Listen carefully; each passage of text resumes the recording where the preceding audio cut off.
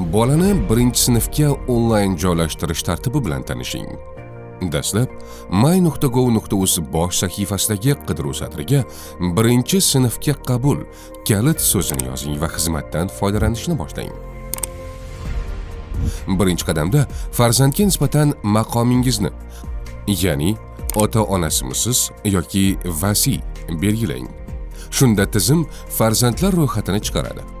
Undan kerakli bolani tanlasangiz, shaxsiy ma'lumotlari avtomat to'ldiriladi. Qabul muddatiga e'tibor bering. 20-iyundan faqat o'zingiz yashaydigan mikrohududdagi maktabga ariza topshira olasiz.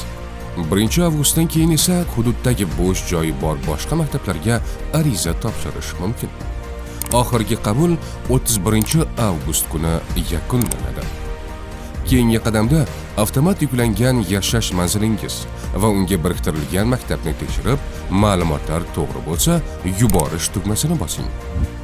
Ariza vakolatli tashkilot tomonidan ko'rib chiqilib, dastlabki bosqichdan o'tsa, telefoningizga SMS xabarnoma keladi va sizdan maktab direktori bilan uchrashuv vaqtini band qilish so'raladi. Buning uchun my.gov.uz orqali yuborilgan arizangizga kirib, yuqori chap burchakdagi to'ldirishni davom etish tugmasini bosing hamda o'zingizga qulay kun va vaqtni tanlang. Belgilangan vaqtda maktabga borishni unutmang. my.gov.uz farzandingiz o'qishlarida muvaffaqiyat tilaydi.